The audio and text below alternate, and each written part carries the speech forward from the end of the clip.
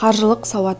Ақша табу үлкен еңбек, оны сақтай білу кемеңгерлік, ал тапқаныңды орнымен жұмсау өнер. Луци Анней Сенека. Адам баласы ақшаны тапқанымен оны қалай жұмсаудың жөн-жосығын біле бермейді. Қызметкер айлығын, кәсіпкер табысын, студент шәкіртақысын дұрыс жұмсауды білмесе, өз еркімен кедейлікке қадам жасайды деген сөз. Қаржылық сауатсыз адам қаржы үнемдеудің өзегі өзіне не қажет екенін білу, жомарттық пен дарақылықтың ара жігін ажырата алу деген сияқты мәселеде көп ойлана қоймайды. Сондықтан қаржылық сауат дегеніміз адам өмірінен маңызды орын алар тақырыптың бірі. Кітаптың бұл бөлімінде мұсылман баласының байлық пен дүниеге қатысты ұстанымдары, сондай-ақ қаржылық сауат жайлы кейбір қажетті мәліметтерді айтамыз. Байлық пен кедейлік. Ақша мен дүние мүлікке қатысты санамызда, орнығып танымызда қалыптасқан көзқарасымызға орай адам оған деген қарым-қатынасымыз бен әрекетіміз де әртүрлі болады. Ақша дүние боқ, ақша адамды бұзады. Бай болсам бала-шағамның психологиясы бұзылады, тіпті наркоман болып кетуі мүмкін. Ақшаны адал жолмен табу мүмкін емес. Осы халімізге шүкір, ақыретте есебіміз жеңіл болады. Бай болсаң, адал досың болмайды. Жиған дүниеңді өзіңмен бірге алып кетпейсің. Ақшаң қаншалықты көп болса, проблемаң да соншалықты көп болады. Ақшаның артына түссем, мен бай болар едім. Бай болсам, рухани қуатым әлсіреп, Құдайдың алыстап кетемін. Тыраштанып қажеті жоқ, Құдайдың өлшеп бергенін артық таппайсың, тағы басқа. Міне, осы секілді ақшаға, байлыққа байланысты бір жақты пікір мен санасын кедейлік психологиясы торлап алған адам сөзсіз жоқшылықтың тап болуы табиғи құбылыс. Әсіресе кеңес өкіметінің байды жексұрын, кедейді жағымды етіп көрсету үгіт насихаты кейбір адамдардың әлі күнге түп санасынан өшкен жоқ. Сондай-ақ дүниені толықтай тәрк етіп аскетизмге шақырған бір жақты діни уағыздар да байлыққа қатысты қоғамда қате пікір қалыптастырғаны анық. Санадағы мұндай жағымсыз пікір адамды кері тартады. Алдына ақшаға қатысты үлкен мақсат қоюына, басқаша ойлауына, ізденіп еңбектенуіне кедергі келтіреді. Бойдағы қабілет қарымына тұсау салып, ішкі ресурстарының толық ашылуына мүмкіндік бермейді. Сөйте тұра мұндай пікірдегі адамдар көбінесе байлыққа сырттай қызығып, іштей тамсанумен өмірі өтеді. Өйткені бұндай көзқарас адамның мына дүниедегі материалдық қажеттіліктеріне кереғар болғандықтан шындыққа жанаса бермейді.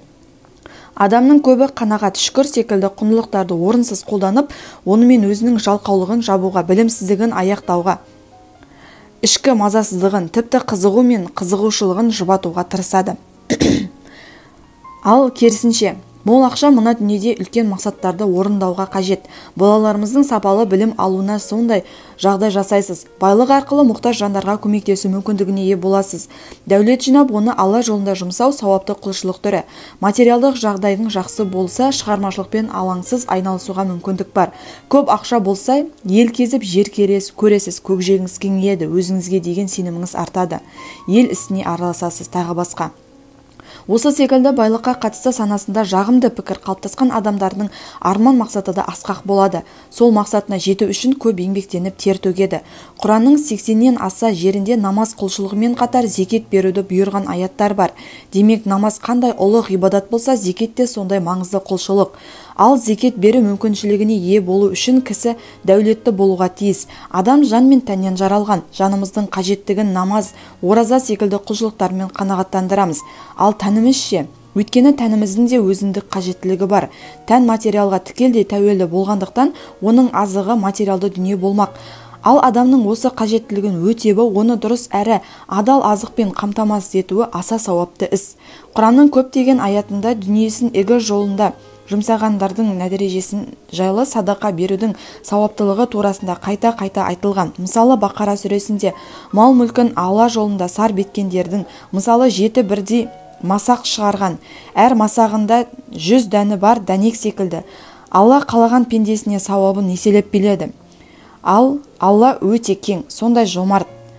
Барлық нәрсенің жай-күйін өте жақсы білетін шексіз ілім иесі десе, басқа бір аятта дүние мүлкін түн демей, күн демей жасырын һәм жария түрде игі жолында жұмсайтындардың раббылары дәргейінде алатын ерекше сауабы, сыйы бар.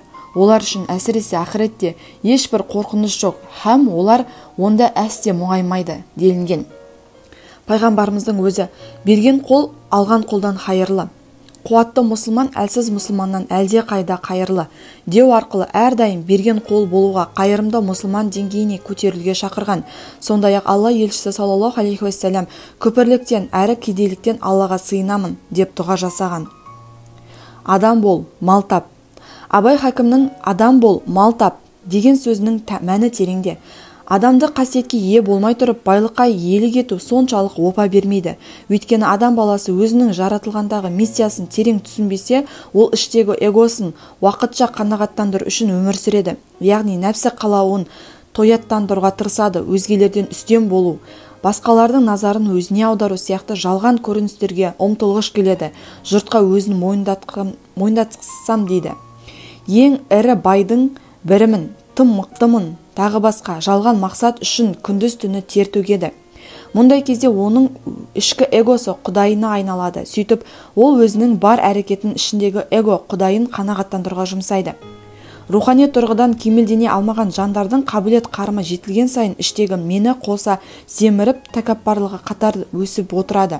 Олар көбінесе байлықты немесе атақ мансапты өмірінің ұлы мұратына айналдырып алғандықтан діттеген мақсатына қол жеткізген кезде тәкаппарлыққа бой алдырып жатады. Үнемі басқалардан мақтау мадақ дәметеді, жасаған жақсылығын міндетісіне бастайды. Ал керісінше, жиған дүниесіне немесе атақ мансабынан айырылып қалса, көңілі құлазып, күйзеліске ұшырайды. Өйткені өмірдің мәні деп түсінген ақша байлық, атақ мансаптан айырылған адам басқаша әрекет етуі әсте мүмкін емес. Тарихта байлығынан айырылған ірі кәсіпкерлер өзіне қол салған оқиғалар жетіп артылады. Мысалы, Еуропадағы ірі байлардың санатына жататын германиялық миллиардер Адольф Меркель қаржылық дағдарысы уақытында 500 миллионнан аса еуро жоғалтқанын білген сәтте өзіне қол жұмсақ жарық дүниемен қоштасып кете барды. Сол сияқты Ұлыбританиялық мультимиллионер Оливанд Advisors компаниясының иесі Кирк Стивенсон компаниясы 1,8 миллиард доллардан бар болғаны 1,5 миллиард долларға құлдырағаны үшін пойыздың астына түсіп қаза тапқан. Дәулет жинап бай болу аса терең мәнге ие құбылыс. Мысалы, адам баласына пайдалы кәсіп ашып, халықты жұмыспен қамтып, олардың отбасын асырауларына жағдай жасаймын, жастарды оқуға ынталандырамын, һәм жан-жақты жетілуіне жағдай туғызып, жақсы адамзат болып қалыптасуына көмектесемін деген секілді. Яғни Алла тағала адамға байлықты жеке басына баю үшін емес, жер бетін көркейтсін, жақсылық пен қайырымдылық жасасын деп береді.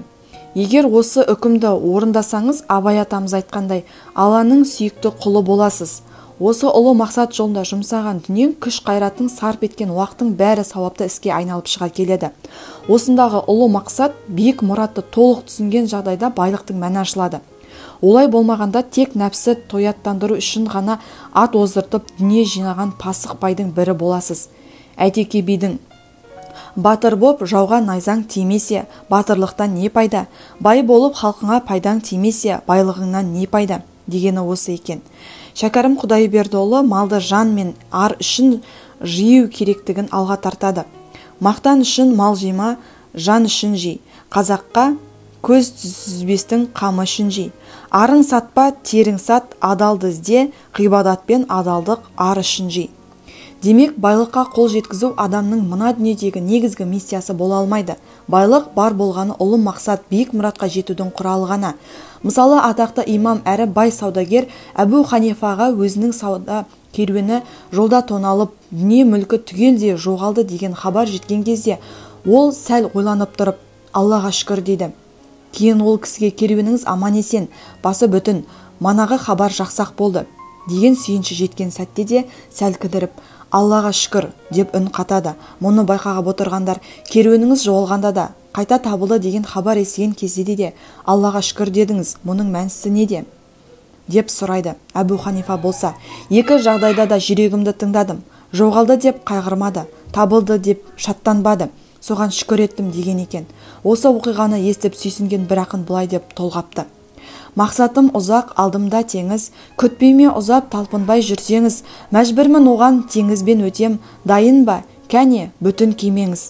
Әркімге қызық толқынның үні, жан біткен суда қолыңды жүгі, арманың алыс адыра қалар, кемеңнің мінген тесілсе түбі. Дүние теңіз, жүрек бір кеме, болмаса сабақ айтайын неге, астарын ұғын, ақылға жүгін, жоқ барды жырлап, нені айттың деме. Десе дегендей, бұл дүние бейне бір теңіз іспетті. Егер адамның ниеті асыл мұрат пен биік мақсатқа құралмаса, жарты жолда кемесі тесіледі. Тесілген кеме суға батып жағаға жете алмайтыны секілді. Ішіне дүние толған жүрек биік мақсатқа жете алмайды. Ұлы мақсатқа жету үшін жүрек кемеңізге дүние суы кірмеуі шарт. Қол мүлікте, көңіл мәликте. Бұл мүліктің негізгі иесі Аллада болуы маңызды. Бұлай болмаған жағдайда адам баласы тұғырынан тайып таттана бастайды. Адамның таттануы түрлі қасіреттер мен зұлымдықтарға жол ашады. Бұл жайында түрік ойшылы әлеуметтанушы ғалым Жемил Мерич: адам сүю үшін, ал дүние мүлік қолдану үшін жаратылған. Әлемдегі бүгінгі хаос керісінше дүние мүлікті сүйіп, адамды елемеуден туындап жатыр деген екен.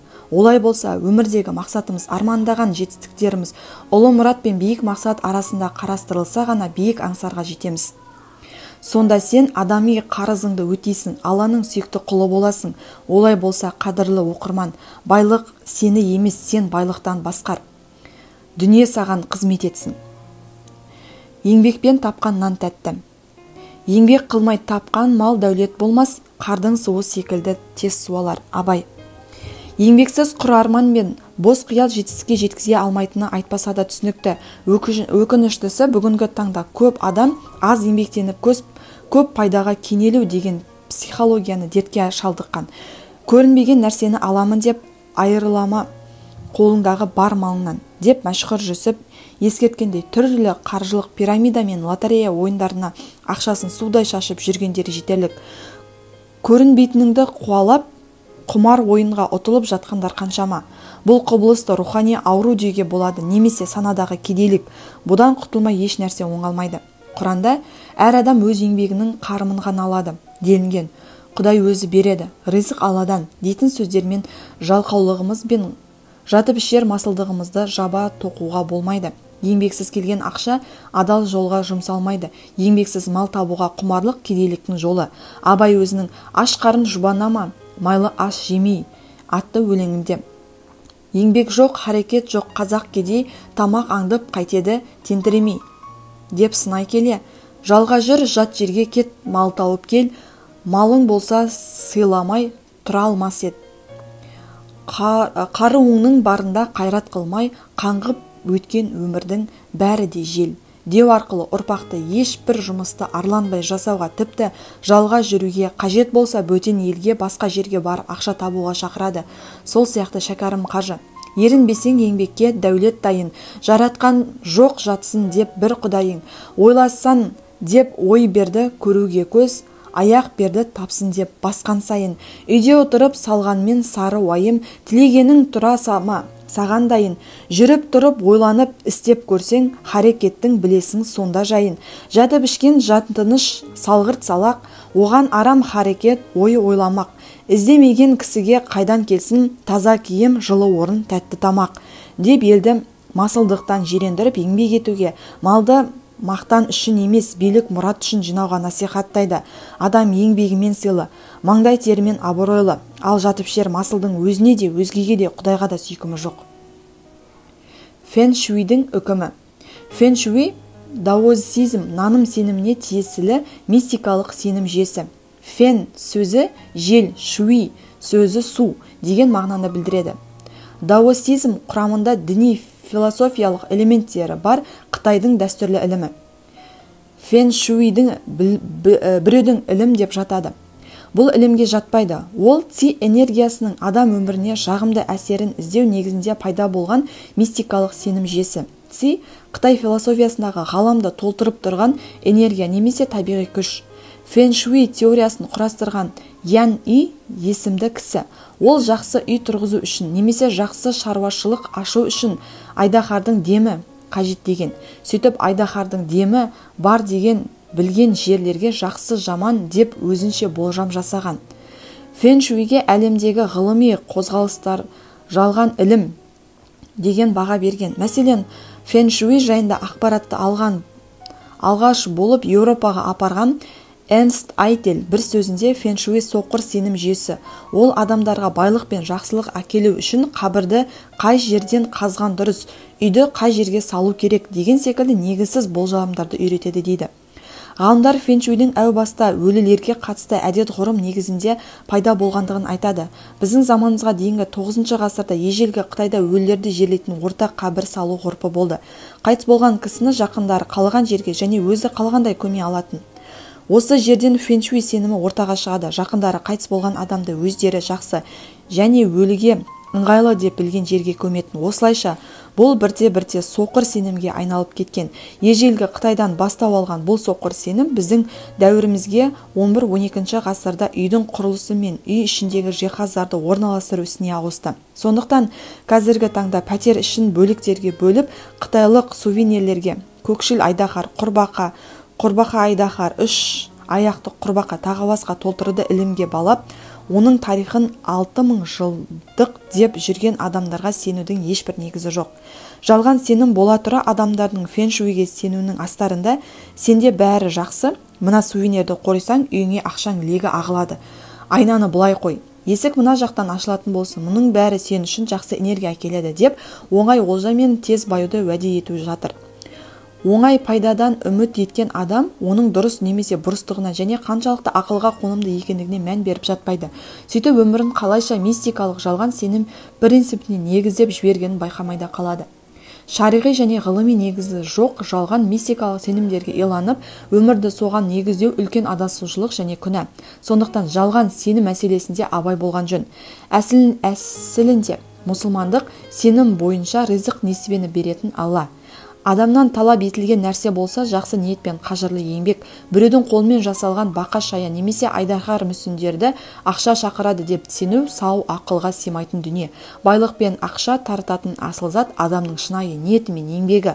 Абайда бұл принципті 4-ші қара сөзінде: қулық саумақ көз сүзіп, тіленіп адам саумақ өнерсіз иттің иесі. Ісі: әуелі Құдайға сыйынып, екінші өз қайратыңа сүйеніп, еңбегіңді сау, еңбек қылсаң қара жерде береді, құр тастамайды деген. Олай болса, елімізде өздерін ментор, коуч санап жүрген кейбір отандастарымыз адамдардың сауатсыздығы мен сенгіш мінезін пайдаланып, дінімізге қайшы өзге елдің салған сенімін тықпалап, еш пайдасы жоқ мүсіндерді, әмияндарды сату арқылы қалталарын қампайту әрекеті шариғи һәм адам тұрғыда күнә болмақ. Пайғамбардың тіленшіге өсиеті. Бір күні пайғамбарымызға саллаллаху алейхи уассалам тақыр кедей кісі келіп қайыр тілейді. Пайғамбарымыз оған: үйіңде қандай дүние бар дейді. Әлгі кісі: үстімізге киетін әрі төсеніш ретінде пайдаланатын бөз бен су ішетін ыдыс бар дейді. Алла елшісі саллаллаху алейхи уассалам үйіндегі сол екі затты алып келуін талап етеді. Сахаба заттарын бірден алып келіп пайғамбарымызға табыстайды. Алла елшісі: мына заттарды кім сатып алады деп сахабаларына ұсынып тастайды.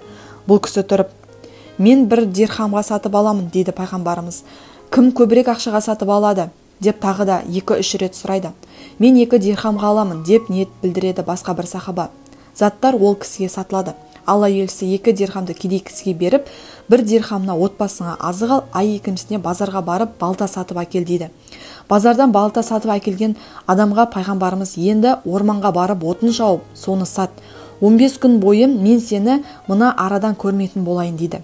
Әлгі кісі пайғамбар айтқанда отын шауып, оны базарға сатып 10 дирхам ақша табады да отбасына азық түліп, киім-кешек сатып алады.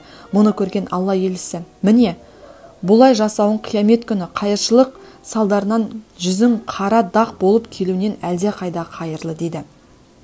Аталған қиссаның ғибрет алар тұсы көп. Қысқаша қайратын болсақ, пайғамбарымыз саллаллаху алейхи уассалам алдына келген кісінің мәселесін түбегейлі шешудің жолын көрсетті. Балық емес, қармақ ұстатты. Қаржы табу үшін мүмкіндікті сырттан іздемеу, өз әлеуетің мен қабілет қарымыңды дұрыс бағалап, қолынан келетін істі таба білудің маңыздылығын байқаймыз. Сахабалардың бір-біріне қолдау көрсетуі. Бөз бен су ішетін ыдысты 2 дирхамға сатып алған кісіге бәлкім бұл заттар мүлде қажет емес шығар, бірақ қиналған кісіге қолдау көрсетті. Пайғамбарымыз кім көбірек ақшаға сатып алады деген тағы да 2-3 рет сұрау арқылы сатылатын заттардың бағасын арттырып, бәс сауда жасады. Кейде сахабаның кеңеске құлақ түріп аянбай еңбек етуі, жауапкершілікті сезініп сенімді ақтауы да үлгі аларлық әрекет. Өз ісіңнің шебері бол. Ғажайып істі жасаудың жалғыз жолы істеген ісіңді шынайы жақсы көру ғана. Стив Джобс.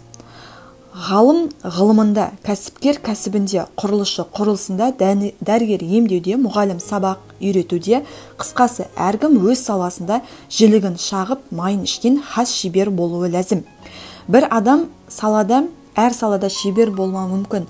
Оған қамшының сабындай ғұмыры да, қарым қабілеті де жетпеуі ықтимал. Бірақ әр адам бір саланың шын шебері болуына толық мүмкіндігі бар. Бір саланың майталман маманы болу үшін 10.000 сағат жұмсау қажеттілігі айтылады.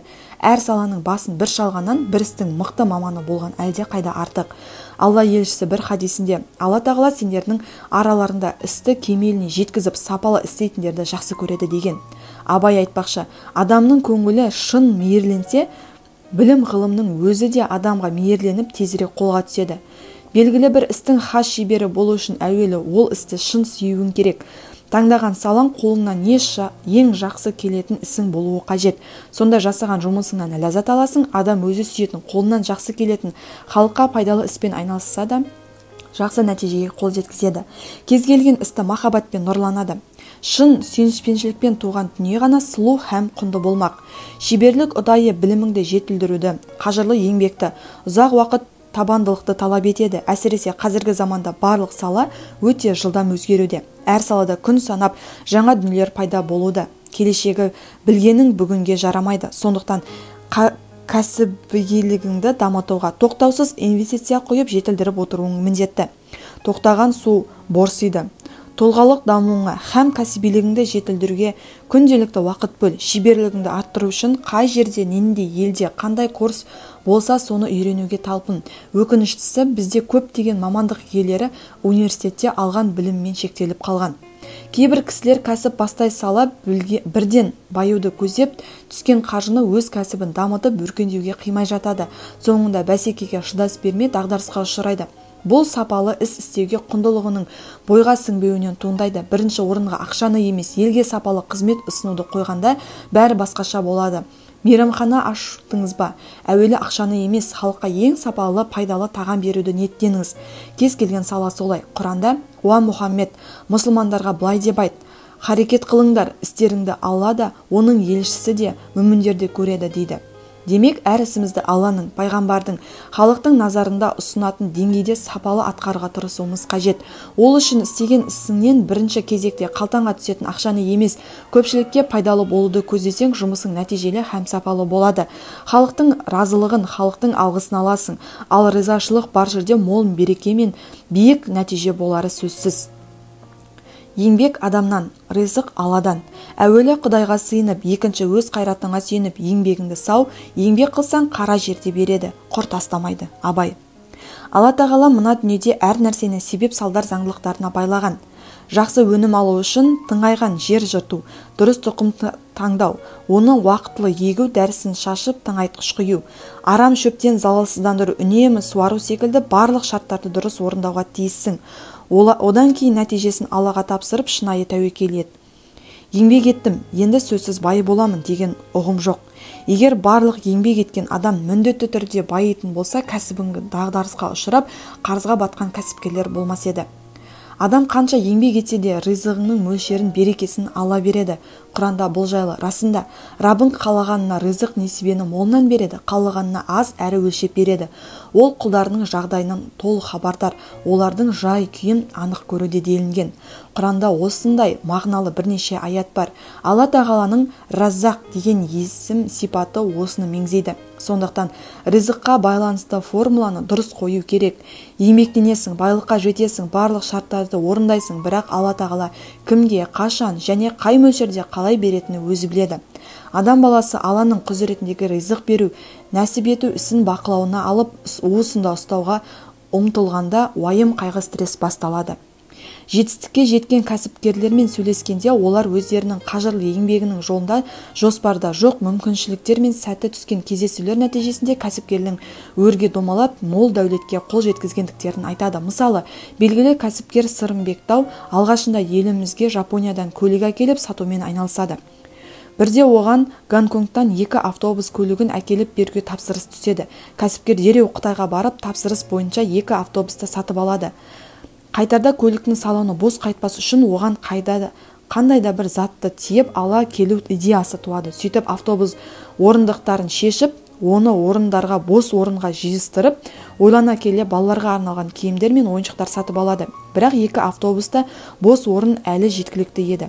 Сөйтіп жүргенде 2 көліктерді бөлшектеп сататын пәкістандықтарға жолығып қалады.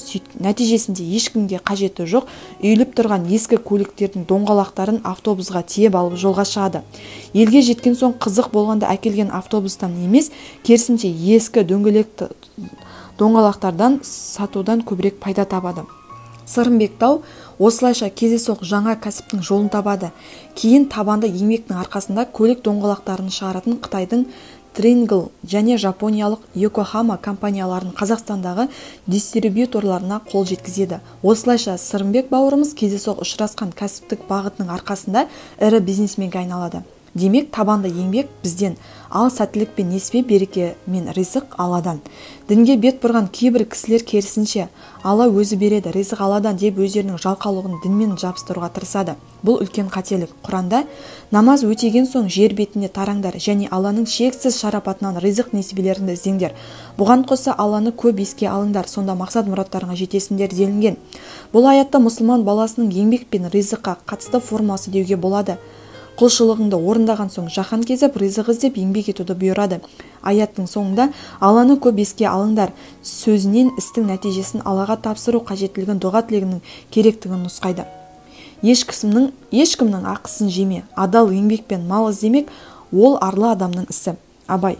Мал дәулетінің береке болуы кісі ақысын жемеуден тікелей қатысты. Алла елшісі бір хадисінде жұмысшының ақысын маңдай тері кеппей тұрып беріңдер дейді. Яғни қарапайым жұмысшының айлығын асыға күтіп отырған үйінде бала шағасы бар екенін кәсіпкер терең түсініп, үлкен жауапкершілікпен сезінуге тиіс. Сонда оның тапқаны адал, көңілі тыныш, еңбегі дұрыс бағаланып, еңбек ақысын уақытылы алған жұмыскер жұмысын бар ықыласымен адал атқаратын болады. Дәстүрлі әнші Жәнібек Кәрменов бұл жайында былай дейді: еңбекпен еккен бәйтерек күтімін тапсаң солмайды, қулықпен тапқан мал арам, өзіңе қайыр болмайды. Рас, қулықпен біреудің еңбегін жеп тапқан табыстың түбі жақсылыққа апармайды. Адал табысқа ынталандыратын Алла елшісі, бала шағасын адал табыспен асырауға тырысып жүрген адам Алла жолындағы күрескермен тең. Ар ұятын сақтап, адал дүние іздегенде шеттермен деңгейлеседі деген. Студент әулие. Бірнеше күн бұрын Астанадағы Момтаз мейрамханасында жүздері таныс 2 жігіт күлімдеп келіп, ерекше ықыласпен амандасты. Бірден тани кеттім. Дастан мен Манас. Дастарханға қыдырып едім. Бірден келсе кетті. Шақырып едім. Әңгімеміз жарасып, осыдан дәл 8 жыл бұрын болған оқиғаны еске түсірдік. Бұл 2 жігіт менің көзімде жер бетіндегі тірі жүрген әулие. Неге дейсіздер ғой? Айтып берейін. Алматыда діни басқармада бөлім меңгерушісі болып жүрген кезім. Бір топ жігіт менен өмірлеріндегі маңызды бір мәселенің фәтуасын сұрайды. Мұқият тыңдадым. Екеуі де Кюнет желілік маркетингінің Қазақстандағы басты лидерлері. Екеуі де студент болғанына қарамастан Қазақстанда осы істі дөңгелетіп айына емес күніне қыруар табысқа кенеліп, қалталары майланып жүрген көрінеді. Мінгендері қымбат көлік, күнделікті асты тек қымбат мейрамханалардан ғана ішеді. Жұмыстарының дөңгелегені соншалық аз ғана уақыттың ішінде бір ғана Алматыда 27 офис ашып үлгерген. Қанаттарының астына 9 мыңға жуық адам тіркелген. Осындай пайдаға кенеле тұра, жүректеріндегі иманын олардың менің алдауымнан бірақ шығады. Кюнет желілік маркетингі адал ма, арам ба? Сұрақ күрделі. Ал арам болса ше? Күнделікті құйылып жатқан пайданы алақанның сыртымен ысырып тастап, баяғы тас қалпына студент қарапайым өмірге қайта түсуге күш жігері, жүрегіндегі иман қуаты жете ме? Күмәнді. Мен істің мән-жайын, аталмыш маркетингтің жұмыс істеу тәртібін тыңдағаннан кейін оларға екеуіңізден істеген мәліметтерге ғана сүйеніп, мұндай күрделі мәселенің үкімін дәл қазір табан асты шығарып бере алмаймын. Маған ертең арнайы келіп, бейне бір жаңа клиенттеріңе түсіндіріп жатқандай осы маркетингті егжей-тегжейлі таныстырыңыздар. Қосымша кітап, бюроша секілді түсіндіру құралдарыңыз бар болса, оны да өздеріңізбен бірге ала келіңіздер. Сонда ғана толыққанды жауабын айта аламын, деп шығарып салдым. Ертесі жұмыстан кейін бір топ жігіт болып кабинетіме кірді. Мен оларға: айналайындар, білемін, сіздер осы сауда түрі арқылы қоғамда қаржы тауып жүрсіздер. Сондықтан сіздер адал болса екен деген ниетпен келіп отырсыздар. Басқаша айтсақ, адал болсын, қайткенде де адал болу керек деген көңілде. Сондай психологияда тұрсыздар. Ал мұндай күйдегі адам көбінесе өздері қаламаған арам деген үкімді естігенде өздерінше түрлі ақтау мен сылтау іздеп, түрлі дәйектерді алға тартып, өздеріне керек адал деген үкімді естігенге дейін байыз таппайды. Тепе-теңдік сақтап, ойлауды жоғалтып, сыңар езу тартады. Ендеше сіздер осыған абай болыңыздар. Менің келтірген дәйек деректеріме ой таразы мен ождан безбеніне салып, әділ қорытынды жасаңыздар, дедім. Олар: оныңыз рас, сондай күйде отырмыз, деп бір күліп алды. Манас деген жігіт маған аталмыш желілік маркетингін таныстырып жатыр. Талай адамның оп-оңай басын айналдырып алатын өздері әбден машықтанған жүйеменен зуылдатып түсіндіріп жатыр. Мен нақты сұрақтар қойғанда іркіліп қалады да, айналып қашып басқа жағын түсіндіруге бастайды. Осылай бірнеше қисынды сауалдарымды қойдым. Мардымды жауаптан гөрі жалтармалы сөздерді естідім. Түсінікті болды. Бұл сауда түрі күмәнді. Бірнеше күннен кейін тағы да келіңіздер. Оған дейін мен сіздерге әкелген мына 11 баспалдақ атты кітапты оқып, толықтанды байламға келіп, нақты үкімін айтамын, деп шығарып салдым. Кітапты түгел оқыдым. Бұл сауда түрінің нағыз алаяқтың кәсіби түрі екеніне көзім әбден жетті. Не керек, бірнеше күннен кейін әлгі жігіттерге бұл сауда түрінің харам екенін егжей-тегжейлі нақты дәйектермен түсіндірдім. Бірен сараны болмаса, көбісі еріксіз әрең бас шұлғып отыр. Көздерінде енді не істейміз деген қорқыныш пен қимас қарас байқалады. Мен оларға: өздеріңіз де байқағандай, бұл сауда түрі алаяқтықтың кәсіби үлгісі екендігіне сөз жоқ. Әрине сіздерге мұны тастау оңайға соқпас, бірақ дүниелік баянсыз арам пайданы емес, ертеңгі болатын машқардағы беретін ауыр есебімізді ойлауымыз керек. Дегенмен сіздерге мынаны сүйіншілеп айта аламын: егер Алла разылығы үшін осынау арам пайдадан шын ықыластарыңызбен бас тартатын болсаңыздар, екі дүниеде де жаман болмайсыздар. Ерте ме, кеш пе мұның қарымы сөзсіз қайтады. Бастапқы кезде сіздерге ауыр болады. Қайтадан жатақханаға, қарапайым өмірге қайту қиын соғады, бірақ Алланың разылығы үшін бәріне көнесіздер, деп шығарып салдым. Айтқанымдай, психологиялық һәм материалдық өте ауыр жағдайда бастарынан кешіпті. Жинаған ақшаларын қанатының астында адамдарға таратып береді. Өйткені пирамиданы өздері тоқтатқан жағдайда у-шусыз кету үшін осылай істеуге міндетті. Олар кеткен соң 27 офистің көбі жабылып, қанаттарының астына тіркелген 9000 адам тардай шашылып кетеді. Бір күні қалтамызда ыстық ас ішерге көк тиынымыз жоқ бөлмеме келіп, нанға майонез жағып жеп отырғаны аянышты жағдайды көрген бір студент танысым келіп, қанағат асханасында апарып бір тойдырған еді, деп дастан қаржылай қатты қиыншылық көргенін күндерін еске алды. Енді естіп отырмын. Жұмыстарының кері кеткеніне ашуланған аталмыш желілік маркетингіндегі қыруар тауыс тауып отырған жүрген басқа бір лидері осының бәріне себеп болған қайраттың көзін құртқызамын, деп ант ішіпті. Қытайдағы компанияның есеп шотына бұрынғыдай ағыл-тегіл құйылып жатқан ақша азаяды. Көп өтпей шетелден компания басшыларының 2 адамды ұшып келіп, дастанды қайтадан күйнет желік маркетингге жұмыс істеуге көндірмек болады. Тіпті олар жұмыстарына кедергі менің фатуамнан да хабардар болып, қайрат деген кім?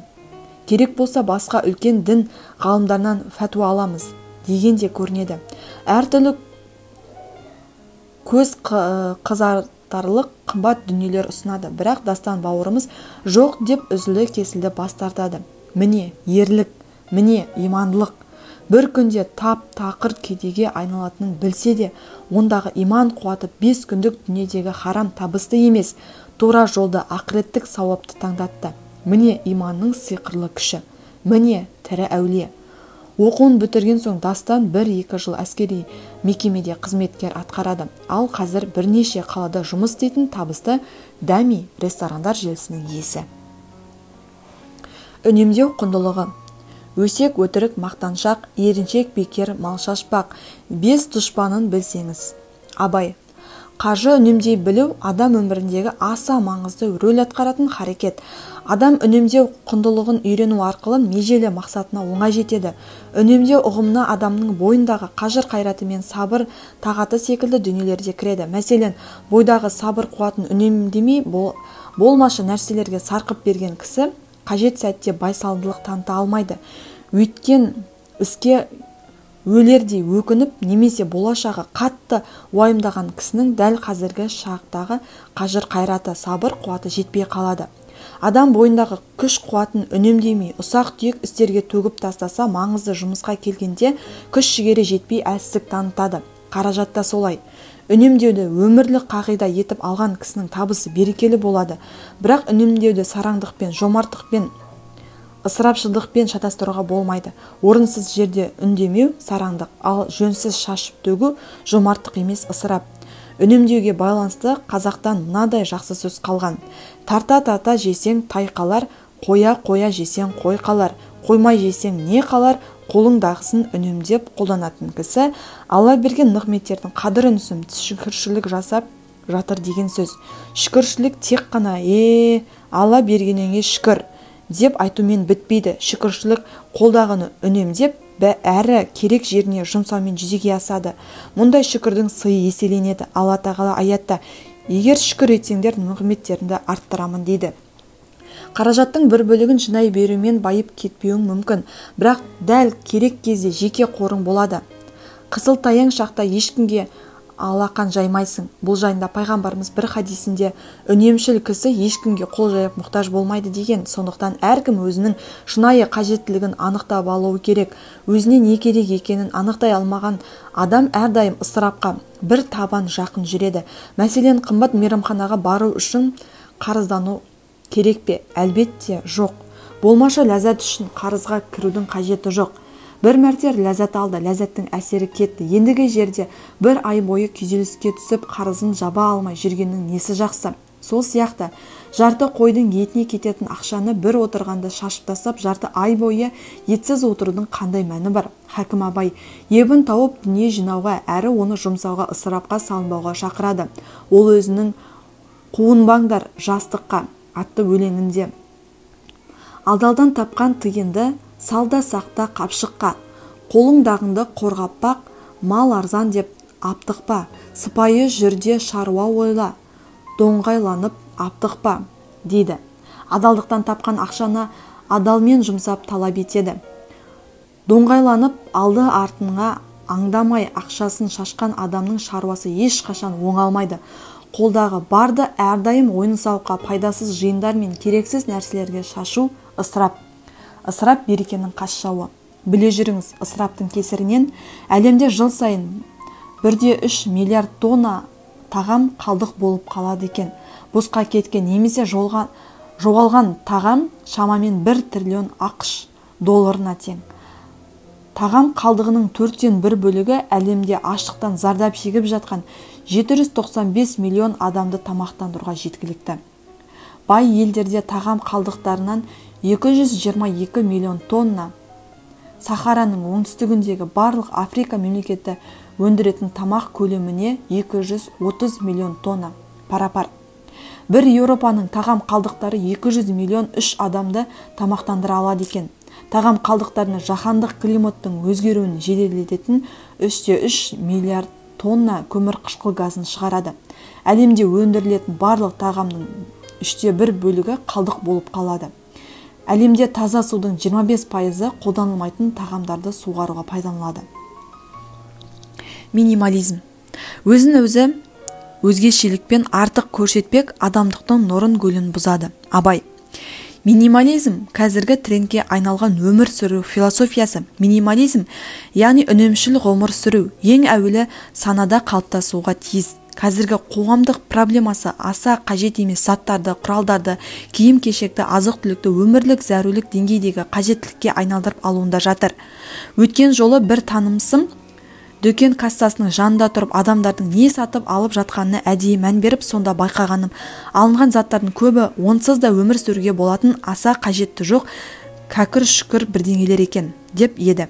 Пайғамбарымыздың саллаллаху алейхи уассалам бөлмесіндегі заттарға назар аударсаңыз, барынша минимализммен өмір сүргенге қол жеткізесіз. Смартфон әлемінде төңкеріс жасаған Стив Джобс та азғантай жиһаз қарапайым декорлы жерде өмір істегендігін ұнатқан. Түрлі таныстарының жанында өзін осылардан төмен сезінбеу үшін көптеген адам өздеріне қажет емес өмір сүру стандарттарына сай келмейтін қымбат заттарды алуға мәжбүр. Сөйтіп қарызға кіреді. Мысалы, адамдар қолында әп-әдемі бүкіл қажеттілігін өтеп беретін сапалы телефон бола тұра, жаңа серия шықсы десе қарызданып болса да қымбат телефон алуға тырысады. Кейбір бизнес-коучтар қарыздансаң да бағасына қарамай, қымбат болса да ұнаған нәрселеріңді сатып ал деп желіктіреді. Неліктен деп сұрасаңыз, әлгі затты алған соң оны төлеу, қарыздан құтылу адамға мотивация береді деген ессіз жауапты естисіз. Бұл біздің ысырап етпеу құндылығымызға қайшы. Қарыздану мұсылман адамға мотивация бола алмайды. Қолдан жасалған қысым арқылы стресске түсудің қажеті жоқ. Қанша жерден есебі мықты, еңбегің күшті болса да ризықты беретін Алла тағала екенін ұмытпау қажет. Осындай мотивацияны естіп алған бір кәсіпкер інім $130 мың қымбат көлік алғалы жатқанын айтып қалды. Себебін сұрағанымда, араласатын жолдастарының бәрі қымбат көлік мінеді, олардың қасында менің көлігім ыңғайсызданамын деді. Оның ыңғайсызданып сезініп жүргені бір жыл ғана болған жап-жаңа көлік. Ана көлікті алу үшін керекті ақшаның жартысын қарызға алғалы тұр. Сенің мына көлігіңді менсінбейтін достың саған қажеті қанша? Одан да сол ақшаңды кәсібіңе салып дамыт деп кеңес бердім. Абай айтпақшы, тегінде адам баласынан ақыл, ғылым, ар, мінез деген нәрселермен озбақ. Онан басқа нәрселерден оздым ғой демектің бәрі ақымақтық. Елден еңбек ерекшелену үшін дөңкейген көлік мініп, биік үйде тұру үшін белшеден қарызға батудың еш қажеті жоқ. Сыртына қарасаң керемет бай, ешқандай проблемасы жоқ бақытты адам сияқты көріну мүмкін, бірақ белшеден қарыз.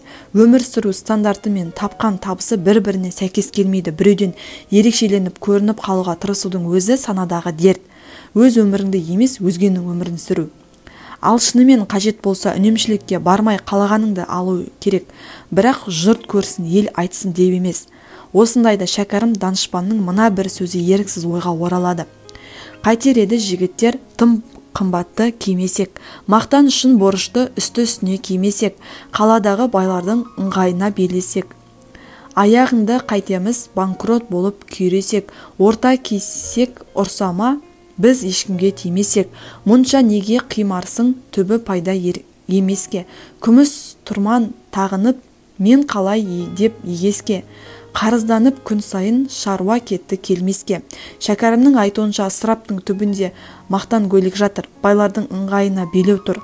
Елдің сөзі, жұрттың пікірі үшін даңғойлыққа салынып, қарыздану ақылды кісінің ісі емес. Мұның түбі кәсіптің кері кетуіне, дағдарысқа жол ашады. Кісі қолындағы қаржысын дұрыс басқаруды білмей, мақтан көйлек пен дарақылыққа салынса, сөзсіз ысырапқа жол береді. Ал ысырап адамды қарызға батырады. Белшеден қарызға батқан кісінің жағдайы қайта оңалуы қиын. Қарыздар кісі қарыз берген адамның алдында төменшілікпен тұрады. Ал қарыз берген кісі өктемдік жасап, қарызын қайтарғанша тізесін батырып, бетіне салық қылуы мүмкін. Мұның бәрі адамның көңіл-күйіне, өміріне кері әсер етеді. Мәшһүр Жүсіп жөнсіз қарыз алудан сақтандырып былай дейді: сүйкімді біткен жұртқа болам десең, ешкімнен дүние сұрап аузыңды ашпа. Біреуден соң берем деп борыш алма, басыңды байлауға қып кілтке салма. Кісіден дүние алғаның, құл болғаның, кіріптар өз-өзіңнен болып қалма. Осы орайда басымнан өткен мына бір оқиғаны айтап кетейін. 1995 жылы Мысыр елінде оқуға жүрген кезім. Ол кезде Қазақстанның экономикалық жағдайы өте ауыр, енді ғана шат қаяқтап аяғына тұрып келе жатқан тұс. Жазғы демалыста елге келіп кетуге қалта көтермейді, азғантай шәкіртақы жетпейді. Басқа балалар жазғы демалыс сайын еліне барып келіп жатты, ал мен Каирдің аптап ыстығында қала бердім. Осында 10 азғантаймыз. Ауылдағы ата-анам ақша жіберуге шамасы келмейді. Мал арзан. Маған билет алу үшін қолдағы бүкіл малды сату керек. Осыны сездім де әке-шешеме салмақ салмауға тырыстым. Не керек, 3 жылдан астам уақыт ел бетін көрмедім. Аз ғана шәкіртақым айдан айға зорға жетеді. Телефон байланысы ол кезде қымбат. 1-2 минут хабарласып әке-шешемнің даусын естудің өзі бір ғанибет. Арамызда елге жылына 2 мәрте барып келетін жағдайы жақсы кісілердің балалары да болды. Үйлерінен тұрақты қаражат келіп тұрады, қалағанша ішіп жейді. Алайда сол азаматтар келесі шәкіртақы түскенше ақшасы бітіп, бізден қарыз сұрайтын. Кейіннен сол жігіттер елге оралған соң қарызға белшеден батып жүргенін байқадым. Оның бәрі дарақылық пен ысыраптан, қаржыны дұрыс басқара алмаудан туындайды. Қазақтың той-томалағы мен өлім жетімі де ысырапсыз болмай тұр. Көбінесе ұят болады. Мен ел не дейдінің кесірінен мәнсіз істерге ұрынуда. Орынсыз той-думан көп. Тұсаукесер, тілашар, 10 жылдық, түген жылдық деп шашылып той жасау сәнге айналды. Оның үстіне шамасына қарай той жасауының орнына өсімге ақша алып қарызға батуда. Той жасағанда көрпеге қарап көсілуге әбден болады ғой. Қымбат көліктер керуенін ұйымдастырмай-ақ, люминизмге мінбей-ақ, қымбат әншілер мен бағасы удай мейрамханаларда жалдамай-ақ, қарапайым жерде ең жақын деген адамдарды шақырып-ақ батасын алуға болады емес пе?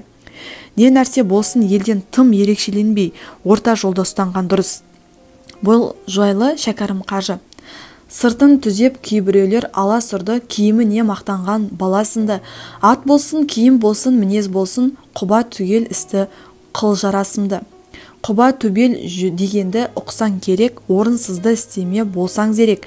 Мүйізі бар кісідей едірейіп, өзге жаннан болмасын түрің бөлек, деп ысырапқа жеткізбей, сараңдыққа салынбай орта жолды ұстануға шақырады. Ұмытпаңыз, басында һәм өзіне өзгешелік бермек адам олын бір бұзатын іс, деп Абай айтқандай ысырап мақтангөйліктен көрініп қалудан, өзін өзгеден төмен санаудан, нәсі құмарлықтан туындайды. Ал бұлардың бәр рухани аштықтан, ішкі бостықтан, өмірдің мәнін түсінбеуіктен шығады. Нәтижесінде мұндай адам ішкі бостандықтың материалдық дүниелермен толтыруға талпынады. Үндемеу де орта жол. Әрбір жақсы нәрсенің өлшеуі бар, өлшеуінен асса жарамайды. Ішпек, жемек, кимек, күлмек, көңіл көтермек, құшпақ, сүймек, мал жимақ, мансақ іздемек, айлалы болмақ, алдан бастық, бұл нәрселердің бәрінің де өлшеуі бар. Өлшеуінен асырса, боғы шығады. Абай. Қажы үнемдеу осы екен деп қымбат уақытыңды арзанға айырбастап алудан абай бол. Мәселен, базардан сапалы әрі ең арзан қызанақ алам деп бүкіл базардағы қызанақтың бағасын сұрап бірнеше сағат шарлап шығып 1000 теңгеге үнемдегеніңмен оның есесіне қымбат уақытында жоғалтып алғанды білгейсің. Есептеп қарасаң, сенің бір уақытының құны 1000 теңге деген сөз. Іздеуге кеткен 1 сағат пен энергияны одан да пайдалы іске жұмсауға әбден болар еді. Ендеше, ақша үнемдеген кезде уақытыңды бағалауды да ұмытпа. Сонымен қатар ақша үнемдеймін деп жомарттық мінезге көлеңке түсіріп алмау жағында ескер. Сатушыда пайда болсын. 5-10 теңге қымбат алғаныңмен біреуге пайдаң тиіп жатқанын ұмытпа. Үнемдеуде тым шектен шыққан адамның мінез құлқына ақау байқалып тұрады. 5-10 теңге үнемдей алмай қалса, ашуға беріліп, айналасындағы апшысын қуырып береді. Бара-бара шық бермес Шығайбай деген жаманатқа қалып жатады. Әрбір нәрсенің ортасын білген кісінің екі дүниеде де жүзі жарық болады. Кейде адамдар арзан такси ұстаймын деп сағаттап тұрады. Мұндай кезде де жомарттау болған жақсы. Ол да отбасын асырап үшін жүрген адам бостандықтан 5-10 теңге болса да оған пайда түссін деген ойдан болған пенде әуелі уақытын үнемдейді, әрі сауап алады. Көңілі көтеріңкі жүреді. Тағы да арзан алуға болмас па еді, қымбат төлеп қойған жоқпын ба деген секілді өкініштен құтылады. Менің бұл мәселедегі ұстанымым осындай: адамдарға пайда тигізу әрі уақытынды үнемдеу. Басымды 5-10 теңге үнемдеу ісінен босату арқылы басқа маңызды істерді ойлауға әрі атқаруға көптірек мүмкіншілік табамын.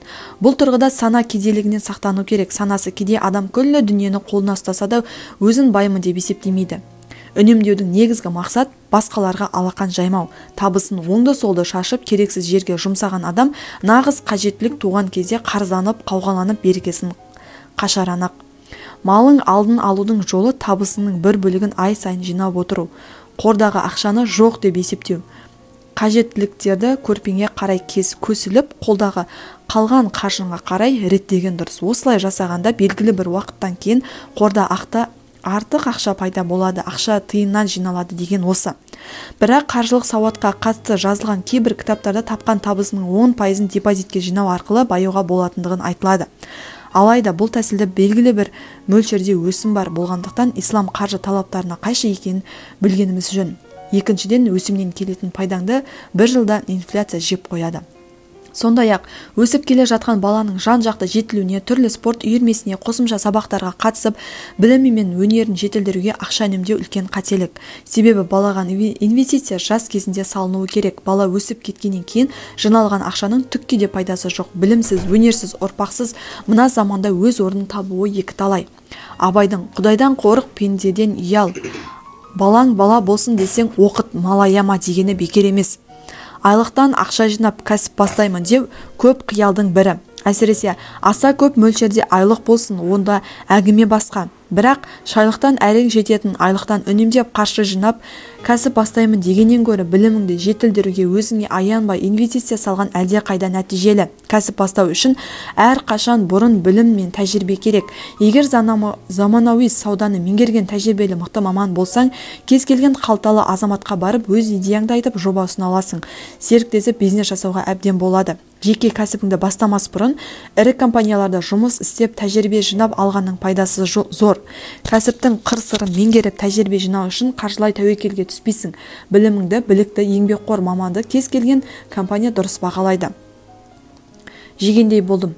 Түркияның Истанбул қаласында жегендей болдым. Сәнки едім, кәми деп аталатын мешіт бар. Деген сөз жоқ, атауының өзі-ақ мешіттің тарихын білуге құштарлығыңды арттырып, қызығушылығыңды оятады. Мешіттің тарихы бұлай: 18 ғасырда Түркияда өмір сүрген Кечежи Хайреддин есімді бір қол өнерші болыпты. Шалқып тасыған байда, сіңірі шыққан кедей де емес, әйтеуір тапқан айлығы күндік шайлығына жететін орта қол тұрмысы бар. Осы адам патшалық салған әсем мешіттерге қызыға қарап, өзі де мешіт салғысы келеді, бірақ ақшасы жетпейді. Сөйтіп ақша жинап бастайды. Жинағанда да қалай дейсіз ғой, көңілі соққан, аңсары ауған қымбат асты жегендей болдым дейді деген екен. Оған жұмсайтын қаржыны тығып қояды. Осылайша 20 жыл дегенде шағын мешіт қаржысы құрылыпты. Сол ақшаға қолөнерші Стамбулдың төрінен орташа мешіт тұрғызады. Міне арада 300 жылдан астам уақыт өтсе де мешіттің іргесі де, оны салдырған Кечежи Хайреддиннің амал дәптері де ашық. Алла тағала Кечежи Хайреддинге осы шын ниеті үшін сауап келіп тұратын есікті ашып қалдырды. Ең маңыздысы шебердің бұл амалы ұғатын жанға ысырапшылдыққа қарсы насихат һәм үлгі-өнеге. Қаржыны үнемдеудің лайфхактары. Қаржыңыздың кіріс-шығыс есебін жүргізуді әдетке айналдырыңыз. Ол үшін телефоныңызға CoinKeeper секілді тегін мобильді қосымшасын жүктеп алыңыз. Қосымшаға қаржының кіріс көздерін, айлық, жеке кәсіп тағы басқа жазып қоюға болады. Сондай-ақ қаржы шығындарын, әрекеттерді, азық-түлік, киім-кешек, дәрі-дәрмек, балалардың оқуы, бензин тағы басқа ұяшықтарға бөліп жұмсалған қаржыны көрсетіп жазып отыруға болады. Ай сайынға қай әрекетке көп қаржы жұмсалғанына талдау жасап, оны дұрыс басқаруға қол жеткізесіз. Қосымшаны қолдану жолын YouTube каналындағы арнайы дәрістерден үйренуге болады. Ай сайын жалақының бір бөлігін басқа карточкаға, есеп-шотқа салып жинаған тиімді. Бұлай істеу арқылы сіз ақшаны жоқ деп есептейсіз. Сонда санаңыз қолыңызға қалған ақшаға шақтап өмір сүруге өзін мәжбүрлейді. Көрпеңізге қарай көсілесіз. Сауатты тамақтану, спортпен айналысу. Себебі денсаулығы мықты адам емделуге ақша қаржы шығынданбайды. Темекі, ішімдік секілді зиянды әрекеттерден арылу, басқалармен бәсекелеспей өмір сүру, дүкен, базарға азық-түлік, киім-кешек алуға барған кезде тізім жазып шығу. Тізіммен барған адам өзіне қажетін ғана алады. Олай болмағанда аса қажеті жоқ нәрселерге ақша шығындануыңыз мүмкін. Ұнаған нәрсені бірден алмаңыз. Бірнеше күн күтіңіз, себебі жарнаманың әсері һәм сол кезде көңіл күйдің ықпалымен керексіз затты сатып алуыңыз бек мүмкін. Көп жағдайда қажет сияқты көрініп тұрған көп нәрсе эмоция тарқап, аптығыңыз басылған соң түкке керегі жоқ болып шығады. Бір зат сатып аларда өзіңізге көп нәрсе шынымен керек пе? Қажеттілігі қанша? Бұнсыз өмір сүруге бола ма? Мұның баламасы бар ма? Секілді сұрақтар қойып, қажеттік анық болғанда ғана сатып алыңыз. Киім-кешекті маусымнан бұрын не киіп кейін сатып алу. Мысалы, қыстық киімді көктемде, жаздық киімді күзде сатып алып қою. Дүкендер көбінесе маусымнан кейін заттарды жаппай арзан бағаға сатады. Үлкендердегі арнайы жеңілдіктерді пайдалану. Қағаз ақша ұстау. Қазіргі электронды ақшаның заманы болғандықтан кез келген жерде карточкамен төлей салу оңай. Бірақ карточкамен төлем жасау қолма-қол ақша жаратқандай әсер қалдырмайды. Ақшаны аударғанда яки карточкамен төлегенде жұмсалған ақшаның мөлшері толық сезілмейтіндіктен әр нәрсені ала беруіңіз мүмкін. Ал қолма-қол ақша төлегенде ақшаның құнын сезінесіз.